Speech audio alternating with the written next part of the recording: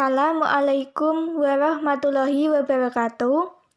Perkenalkan, kami dari kelompok 2 yang beranggotakan 2 orang, yaitu Agisni Bitakwaya dan saya sendiri Murni, akan mempresentasikan hasil kerja kelompok kami, yaitu tentang standar proses pendidikan dasar dan menengah dalam mata kuliah telaah kurikulum SMP atau MTS yang diampu oleh Ibu Afa Ardisa Putri. Langsung saja kita masuk pada bab 1, yaitu pendahuluan. Apa itu standar proses? Standar proses adalah kriteria mengenai pelaksanaan pembelajaran pada satuan pendidikan untuk mencapai standar kompetensi lulusan atau juga disebut dengan SKL. Untuk mencapai SKL atau standar kompetensi lulusan harus memenuhi kriteria yang disebut sebagai standar proses. Bagaimana proses pembelajaran pada satuan pendidikan? Proses pembelajaran pada satuan pendidikan diselenggarakan secara interaktif.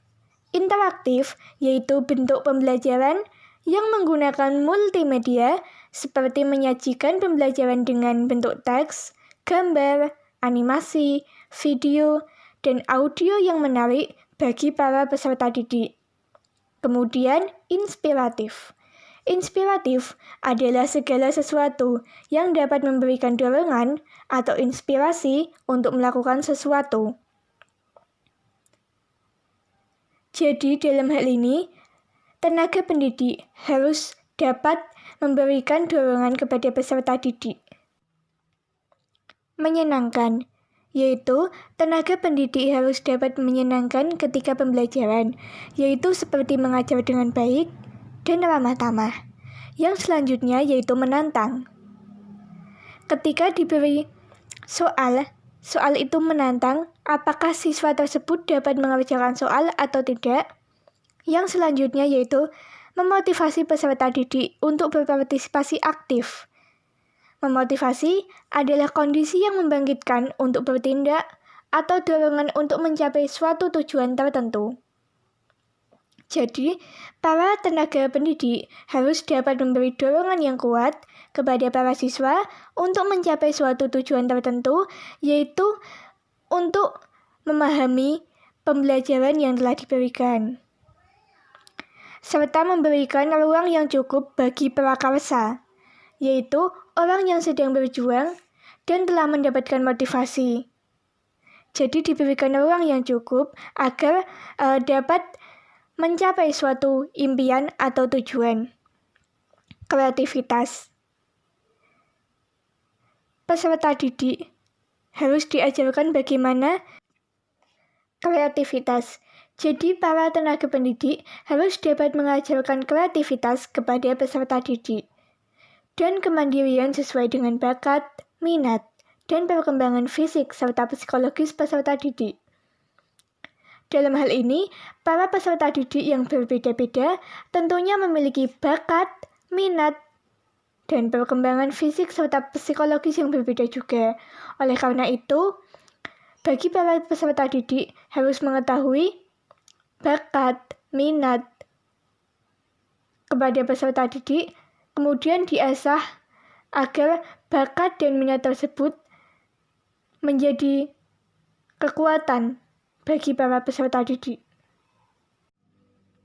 Kekuatan yaitu kekuatan kepada peserta didik ketika akan melanjutkan ke jenjang yang lebih tinggi, tentunya membutuhkan piagam yang berisi tentang bakat atau minat yang telah diolah dan menjadi sebuah kejuaraan, dan tentunya akan memudahkan peserta didik untuk memasuki jenjang yang lebih tinggi yang diinginkan.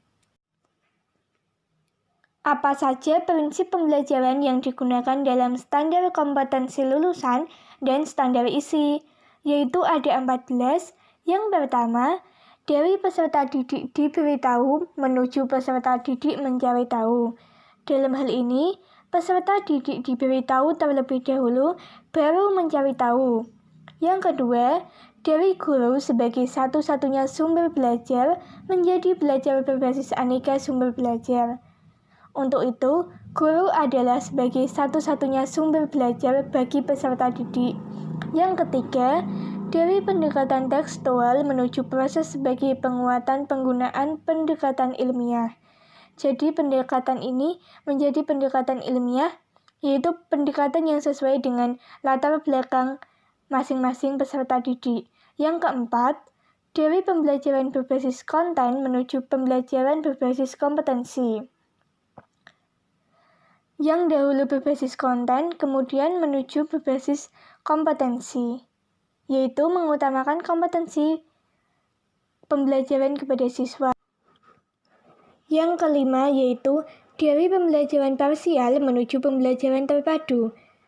Parsial yaitu satu, kemudian menjadi pembelajaran terpadu seperti berkelompok. Dalam hal ini, misalnya IPA. Nah, IPA itu di situ terdapat IPA, fisika, biologi, dan kimia. Yang keenam, dari pembelajaran yang menekankan jawaban tunggal menuju pembelajaran dengan jawaban yang kebenarannya multidimensi. Jadi, dari yang jawabannya satu menjadi jawabannya yang banyak atau multidimensi. Yang ketujuh, dari pembelajaran verbalisme menuju keterampilan aplikatif. Jadi dari verbal menuju ke aplikatif. Yang kedelapan, peningkatan dan keseimbangan antara keterampilan fisikal atau hard skills dan keterampilan mental atau soft skills. Jadi harus memiliki keseimbangan antara keterampilan fisikal dan keterampilan mental. Yang ke-9, yaitu pembelajaran yang mengutamakan pembudayaan dan pemberdayaan peserta didik sebagai pembelajar sepanjang hayat. Jadi harus mengutamakan bahwa peserta didik sebagai pembelajar sepanjang hayat. Yang ke-10, pembelajaran yang menerapkan nilai-nilai dengan memberi keteladanan atau ing ngarsa sung tulodo, membangun kemauan atau ing madya mangun karsa, dan mengembangkan kreativitas peserta didik dalam proses pembelajaran atau Tutwori Handayani. Ini adalah semboyan dari tokoh pendidikan yaitu Ki Hajar Dewantara yang sudah kita kenal sejak SD. Yang ke-11 yaitu pembelajaran yang berlangsung di rumah, di sekolah, dan di masyarakat. Dalam hal ini, belajar tidak mengenal tempat. Walaupun di rumah, di sekolah, dan di masyarakat harus tetap belajar. Yang ke-12 yaitu pembelajaran yang menerapkan prinsip bahwa siapa saja adalah guru, siapa saja adalah peserta didik, dan di mana saja adalah kelas. Jadi, siapa saja itu dianggap guru, siapa saja dianggap peserta didik, dan di mana saja adalah kelas tempat untuk belajar. Yang ke-13, pemanfaatan teknologi informasi dan komunikasi untuk meningkatkan efisiensi dan efektivitas pembelajaran. Dalam hal ini, kita sudah mengetahui sendiri bahwa teknologi adalah alat yang utama untuk mengetahui informasi dan komunikasi, khususnya dalam pembelajaran. Yang ke-14, pengakuan atas perbedaan individual dan latar belakang budaya peserta didik. Sudah diketahui bahwa peserta didik adalah beragam, mempunyai berbeda-beda individual dan latar belakang yang berbeda. Lanjut pada bab 2, yaitu karakteristik pembelajaran. Sesuai dengan standar kompetensi lulusan, sasaran pembelajaran mencakup pengembangan ranah sikap, pengetahuan, dan keterampilan yang dielaborasi untuk setiap satuan pendidikan. Dalam hal ini mencakup 3 hal, yaitu sikap, pengetahuan, dan keterampilan. Kemudian, gradasi. Gradasi adalah penjabaran dari 3 hal tersebut, yaitu sikap, pengetahuan, dan keterampilan sebagai berikut. Yang pertama yaitu sikap, menerima materi pembelajaran, menjalankan, menghargai, menghayati, mengamalkan kepada diri sendiri, masyarakat, agama, bangsa, dan negara.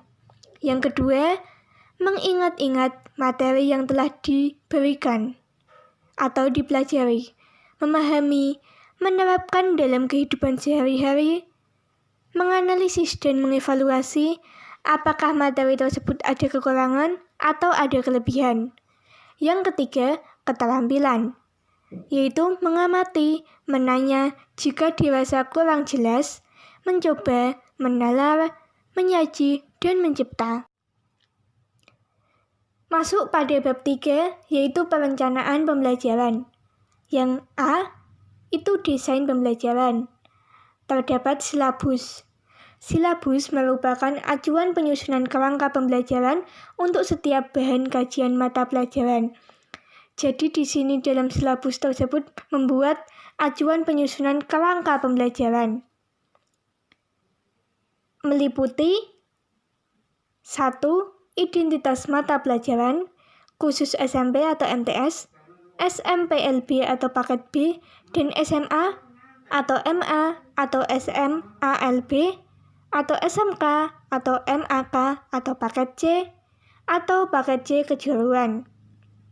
Yang kedua, yaitu identitas sekolah, meliputi nama satuan pendidikan dan kelas, dimuat dalam silabus tersebut. Yang ketiga, yaitu kompetensi inti, merupakan gambaran secara kategorial mengenai kompetensi dalam aspek sikap, pengetahuan, dan keterampilan seperti yang telah disebutkan di atas yang harus dipelajari peserta didik untuk suatu jenjang sekolah, kelas, dan mata pelajaran. Yang keempat, kompetensi dasar, merupakan kemampuan spesifik yang mencakup sikap, pengetahuan, dan keterampilan yang terkait muatan atau mata pelajaran.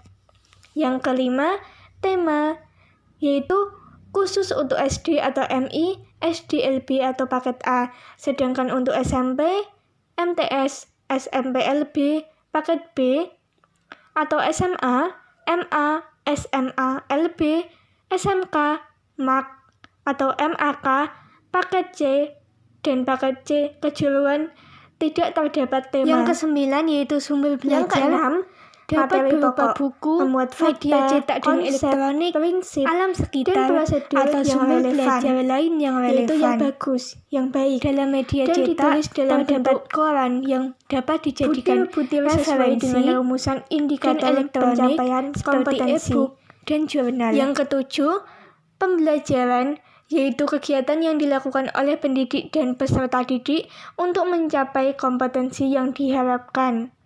Yang kedelapan, penilaian merupakan proses pengumpulan dan pengolahan informasi dalam menentukan pencapaian hasil belajar peserta didik. Yang ke-8, alokasi waktu atau waktu yang digunakan sesuai dengan jumlah jam pelajaran dalam struktur kurikulum untuk 1 semester atau 1 tahun. Yang ke-9 yaitu sumber belajar, dapat berupa buku, media cetak dan elektronik, alam sekitar, atau sumber belajar lain yang relevan. Dalam media cetak, terdapat koran yang dapat dijadikan referensi, dan elektronik seperti e-book dan jurnal. Poin yang kedua yaitu RPP atau Rencana Pelaksanaan Pembelajaran. Dalam hal ini, jika di perguruan tinggi, RPP ini disebut sebagai RPS atau Rencana Pembelajaran Semester. Rencana Pelaksanaan Pembelajaran atau RPP adalah rencana kegiatan pembelajaran tatap muka untuk satu pertemuan atau lebih. Ada komponen RPP atau Rencana Pelaksanaan Pembelajaran yaitu yang pertama, identitas sekolah yaitu nama satuan pendidikan. Yang kedua, identitas mata pelajaran atau tema atau subtema. Yang ketiga, kelas atau semester.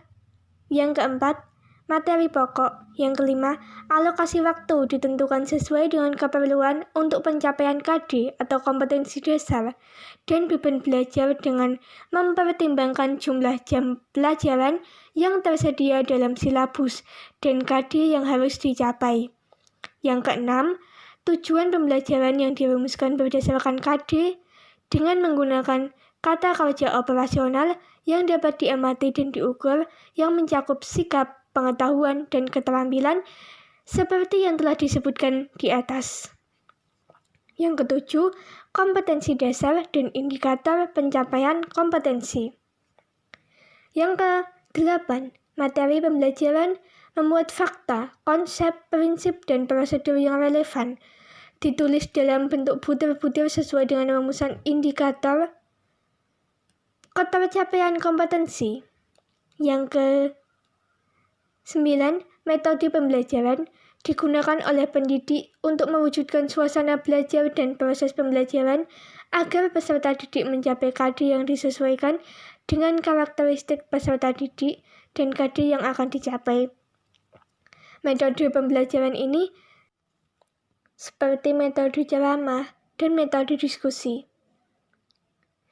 Yang ke-10, media pembelajaran berupa alat bantu proses pembelajaran untuk menyampaikan materi pembelajaran, yaitu seperti LCD, proyektor, dan laptop demi kelancaran pembelajaran. Yang ke-11, sumber belajar dapat berupa buku, media cetak dan elektronik, alam sekitar, atau sumber belajar lain yang relevan atau yang bagus. Dalam media cetak, terdapat koran yang dapat dijadikan sebagai sumber belajar. Yang media elektronik dapat berupa e-book atau jurnal yang dapat dijadikan referensi atau sumber belajar. Yang ke-12, langkah-langkah pembelajaran dilakukan melalui tahapan pendahuluan, tahapan inti, dan tahapan penutup. Ke-13, yaitu penilaian hasil pembelajaran. Jadi, yaitu menilai hasil pembelajaran kepada peserta didik. Poin ketiga yaitu prinsip penyusunan RPP atau rencana pelaksanaan pembelajaran. Yang pertama, perbedaan individual peserta didik antara lain kemampuan awal, tingkat intelektual, ada yang tinggi dan ada yang rendah, bakat, potensi, minat, motivasi belajar, kemampuan sosial, emosi, gaya belajar, kebutuhan khusus, kecepatan belajar, latar belakang budaya, norma, nilai, atau lingkungan peserta didik. Dalam hal ini, peserta didik adalah beragam. Yang kedua, partisipasi aktif peserta didik.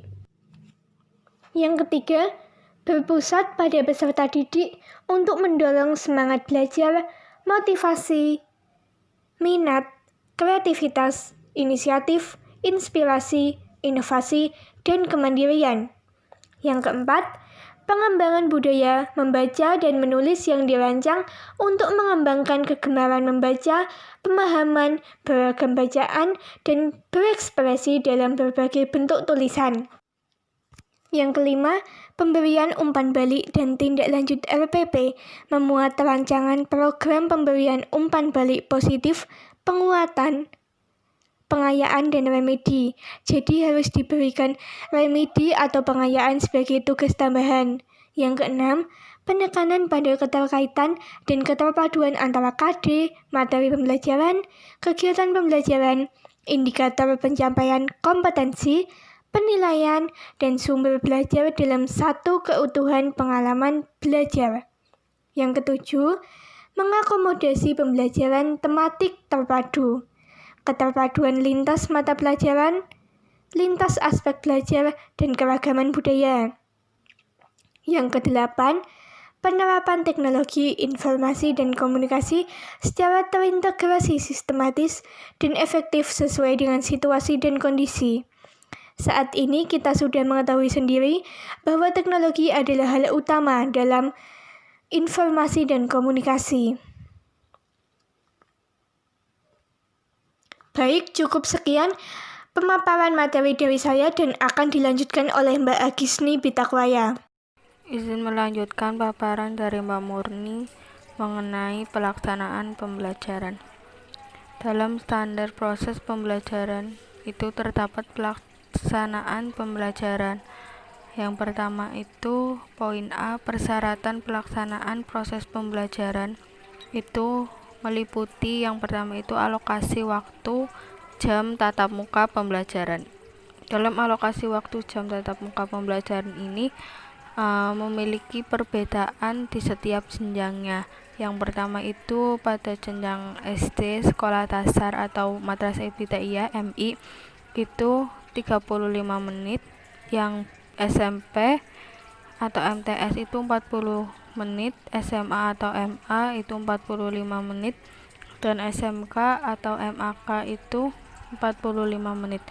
Jadi dalam alokasi jam tatap muka pembelajaran itu memiliki alokasi yang berbeda-beda dari jenjang dasar sampai jenjang menengah atas. Poin yang kedua yaitu rombongan belajar.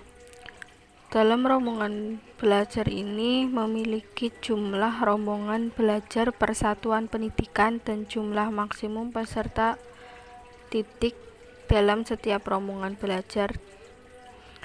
Maksud dari persyaratan pelaksanaan proses pembelajaran rombongan belajar ini yaitu dalam persyaratannya itu dalam satu kelasnya itu memiliki jumlah maksimum peserta didik yang ada di dalam satuan pendidikannya.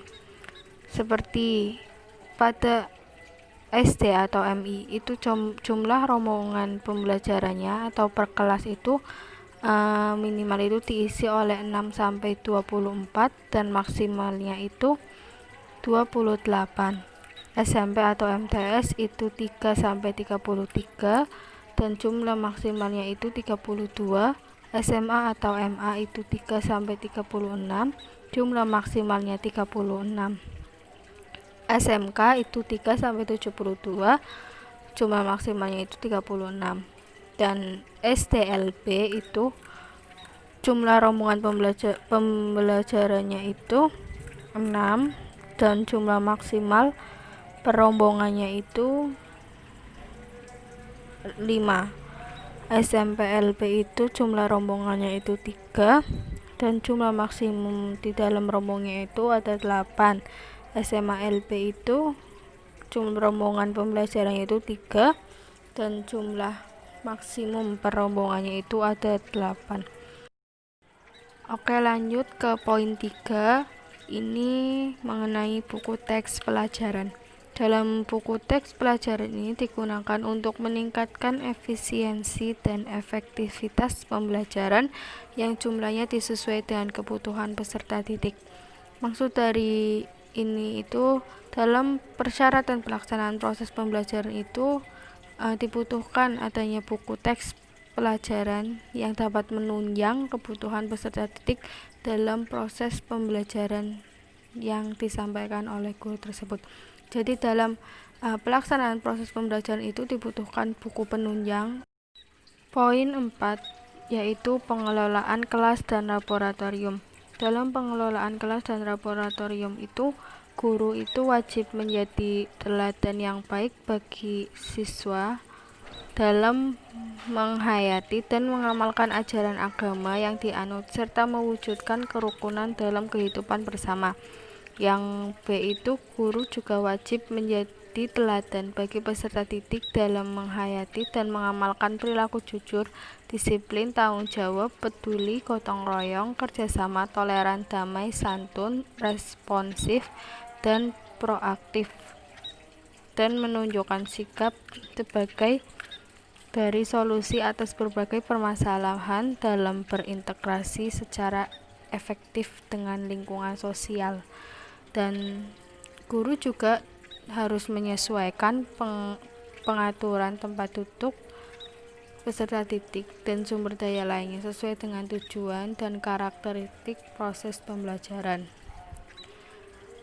Dan guru juga harus memiliki atau mempunyai volume atau intonasi suara dalam menyampaikan pembelajarannya itu harus dapat didengar dengan baik oleh peserta didiknya. Yang selanjutnya, guru juga wajib menggunakan kata-kata yang santun, lugas, dan mudah dimengerti oleh peserta didik. Dan guru juga harus bisa menyesuaikan materi pembelajaran dengan kecepatan dan kemampuan belajar siswanya. Guru juga harus menciptakan ketertiban, kedisiplinan, kenyamanan, dan keselamatan dalam penyelenggaraan proses pembelajaran. Dan guru juga memberikan penguatan dan umpan balik terhadap respon dan hasil pembelajaran peserta didik selama proses pembelajaran berlangsung. Di sini juga guru juga dapat mendorong dan menghargai peserta didik untuk bertanya dan memberikan pendapatnya. Guru juga harus berpakaian yang sopan, bersih, dan rapi. Dan pada setiap awal semester itu, guru itu menjelaskan kepada siswanya mengenai silabus mata pelajaran, dan guru juga memulai dan mengakhiri proses pembelajaran sesuai dengan waktu yang telah dijadwalkan. Poin B. Pelaksanaan pembelajaran. Pelaksanaan pembelajaran ini merupakan implementasi dari RPP, meliputi kegiatan pendahuluan, kegiatan inti, dan kegiatan penutup. Dalam kegiatan pendahuluan itu, yaitu guru itu wajib menyiapkan peserta didik secara psikis dan fisik untuk mengikuti proses pembelajaran, memberi motivasi belajar peserta didik serta kontekstual sesuai manfaat dan aplikasi materi ajar dalam kehidupan sehari-hari, dengan memberikan contoh dan perbandingan lokal, nasional, dan internasional serta disesuaikan dengan karakteristik dan jenjang peserta didik. Yang poin C itu mengajukan pertanyaan-pertanyaan yang mengaitkan mengetahui sebelumnya dengan materi yang akan dipelajari, menjelaskan tujuan pembelajaran dan kompetensi dasar yang akan dicapai, dan menyampaikan cakupan materi dan penjelasan uraian kegiatan sesuai silabus. Untuk kegiatan inti ini menggunakan model pembelajaran, metode pembelajaran, media pembelajaran, dan sumber pembelajaran yang disesuaikan dengan karakteristik peserta didik dan mata pelajaran. Yang poin A itu sikap. Sesuai dengan karakteristik sikap, maka itu salah satu alternatif yang dipilih dalam proses afeksi, mulai dari menerima, menjalankan, menghargai, menghayati, hingga mengamalkan. Yang poin B itu pengetahuan. Pengetahuan yang dimiliki ini itu melalui aktivitas mengetahui, memahami, menerapkan, menganalisis, mengevaluasi, hingga mencipta. Dan yang poin C ini keterampilan. Keterampilan diperoleh ini melalui kegiatan mengamati, menanya, mencoba, menalar, dan menyaji, dan mencipta. Kegiatan penutup. Dalam kegiatan penutup, guru ini bersama siswa, baik secara individu maupun kelompok ini melakukan refleksi untuk mengevaluasi atau melakukan kesimpulan apa yang telah diajarkan atau disampaikan oleh guru.